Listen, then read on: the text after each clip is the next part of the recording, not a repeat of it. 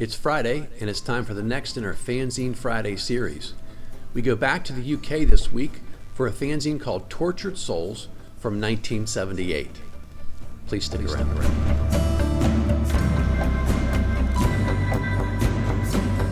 I'm AZ Mountaineer, and this is our channel, Old School Rules, where we celebrate the community of old school gamers and grognards who like classic RPGs, miniatures, magazines, and everything that goes with it. Each week on the Fanzine Friday series, we take a fanzine off the shelf for a closer look, and this week that is Tortured Souls from the UK, produced in 1978 by Simon Forrest, and the art in this issue is done by Graeme Magine. Hope everybody's having a great Thanksgiving weekend. Enjoy your holiday, play some role-playing games with your friends, and we hope you enjoy today's video. Okay, as I mentioned, we're back in the UK today. This fanzine is called Tortured Souls. It is regular paper cover, not really very heavy stock, yellowish orange in color, more yellow than orange, I guess, and then regular paper folded in half. It's a little larger than the Dungeoneers. It's more like the Underworld Oracle size that we saw earlier in prior videos. As I mentioned, the person responsible for this, his name is Simon Forrest, and all the art here is by an artist named Graeme Magine, if I'm saying that right, M-A-J-I-N. I love this thing on the front. Let me lean over, get out of the way so you guys can see it. Well, actually, let me go ahead to the next hop ahead to the next slide so you guys can see it. Fantastic art. I don't know what this thing is. It's got three little heads attached to the spear or the pike that it's carrying. I really don't know what that is, if it's an orc or what kind of humanoid creature, but it's pretty awesome. This is sort of a classic fanzine. It's quite rare, quite collectible. But just to be clear, because there could be some confusion, there's another magazine called Tortured Souls that comes along in 1983. It runs for 3 years or so. Beast Enterprises did the later magazine, a much more professional, slick publication, heavy on adventures, and even had its own campaign setting you could use. They also did the complete Dungeon Master series. I have those, have a complete set of the Tortured Souls magazines, and we will cover those in some video because I think they're really awesome. Okay, but so back to our 1978 fanzine. They say in the editorial how they feel like a lot of the fanzines are focused on more higher level things, and so they're really focused on low level adventures and material for low level characters. Okay, you see a lot of this. If you can't see it here, but because it's so small, but there's all this little tiny border art that Graeme does, which is really cool. And then they've got a comic here, which is really a giant of some sort, has hold of a character, and he's going, she loves me not," ripping off arms and legs as he screams. It's a little nasty. Okay, our editorial we just covered. Then they have a rules article about fatigue. There was one of those in one of the earlier fanzines that we covered. Apparently a lot of people felt like it was important. I guess that's because people were sort of maybe dungeoning for like days without a break or something. So here's this set of rules basically uses your constitution as a base. It tells you to put down lines for however many points you have, and every time there's a melee round of combat, you scratch one off. Running, hours of just sort of walking, etc., you just scratch off that fatigue, and then force your characters essentially to take a break. Merchants, Land, and Trade is an article for characters who want to get into business as a side venture to dungeon adventuring. So it has all these rules about setting up your merchant enterprise, sending stuff across land, how long does that take based on what you've decided to use, and how much we get back. We'll take a quick look at just give you a sense of how thorough that article is.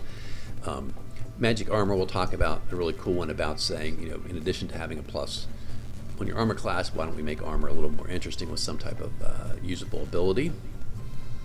And then the second half, this 20-page magazine, second half of this is, 24-page fanzine. The second half of this is completely taken up with a solo dungeon. So they've got a couple pages where they talk about the rules for solo dungeons, and then they've got a solo dungeon in here. And we're going to talk about that because their ideas are a little different than what I would have thought. So Simon Forrest is the one responsible for putting the fanzine together. Graham's the artist. Warwick Fearson contributes the fatigue article. Chris Johnson has the article on land and trade, and then John Barrett is responsible for the solo dungeon, which is really nice. I'm looking forward to trying to play test it with one of my local groups of gaming friends. So here, I wanted to give you a sense of how thorough this is. You've got the idea of what you're doing. You've got some charts to talk about what's going on in the world. You know, are you at war? Are you at peace? And those kind of things. And just look at how thorough he is. He goes to all the different type of things you might decide to sell. Also some cool art by Graham down here at the bottom. Somebody's checking out a piece of fabric, I guess, that someone's selling. Okay. Special abilities and armor, and note the English spelling of that. I really like this article. So they say based on how many pluses, there's a 10%, plus 2 is 20, plus 3 30% chance of having something besides just being enchanted. And you roll, and then if you're plus 3 or higher, you might even have a second ability. And then there's a chart here about what those abilities might be. So in addition to the armor class advantage, permanent protection from evil, levitation, flying, extra strength, extra haste, pass wall, anti-magic spell, astral spell, shields, similar. Shields, for some reason, have this ability like a wall of fire, wall of ice. I don't know why. It seems like super protective, but again, I guess it's fairly rare. And then helmets, which are the most interesting. Detect magic, detect invisibility, languages, light, darkness, improvision, water breathing. Some of those things show up in the DMG later on. But I thought the really interesting thing was for helmets, you roll for intelligence, and there's a chance that your helmet actually takes over the character under times of stress, which, again, I like that kind of unexpected surprise for the characters because you won't notice that right away, right? And they have the same thing for cursed armor, which I think cursed items are probably more common early on than they are today. So those are things like extra slow, extra loud, weaker than normal, attract normal missiles, attract all weapons, and then helmets, like makes your vision worse, helmet takes you over, helmet changes your size randomly. Really fun stuff. This is a great article, and the ideas in there would be great in anybody's campaign. And here's some art showing the magic armor as the spear breaks on this guy's chest. Okay, solo dungeon. He admonishes people to number 1 rule: do not cheat, do not read ahead, do not try and cheat the dungeon experience, which is of course the perfect advice. Here's the thing I thought was interesting. So his solo dungeons are obviously don't have a DM or other players around, but it's not like a lot of those pick your own path. It was just one character that would go through those, right? Here he said this is designed for 4 to 6 first level characters. So you would have 4 or 6 of your own characters and play your way through it. So you have a fighter, a magic user, a thief, whatever you might choose. And it's very interesting. They give you a description, and he tells you to write down everything your characters are going to do. And then you go and read, then there's a paragraph that sort of says, if you did this, if you did that, if you did that, like here's what happens. Before, obviously, you pick, how to maybe exit the room, right? And so there can be combat, there can be saving throws in between. And he also has in order to help it make it harder for you to sort of be looking around as you're reading through, he uses 3-digit numbers, which he says he thinks would be more confusing for someone who might have a tendency to cheat or accidentally read something they shouldn't. It looks like a really fun dungeon. I actually think it looks like it's really well done. There's some more art down here at the bottom. Okay, so here is the Chthonian Caves. And I got the artworks are blocking some up, but there's all these rooms. And, ultimately you would map those, they would connect, but, they're done like this, so you can't tell how they connect by seeing the page. Again, to help you avoid accidentally seeing ahead.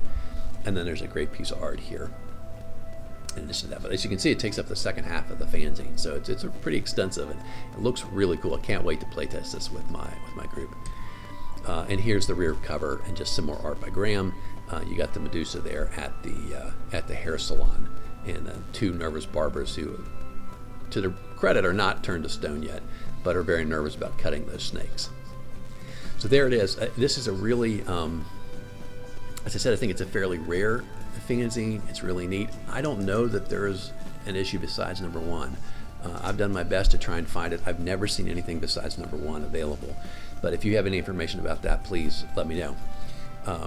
Again, as a reminder, if you're not subscribed, I hope you will, so you can get connected to future fanzine videos. And if you have friends who would like the content, please do me a favor, recommend that they give it a look, and if they like it, they can subscribe as well.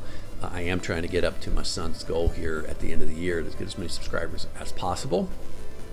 I hope you're enjoying the channel. I hope you enjoyed today's video. And until next time, my friends, keep rolling 20s.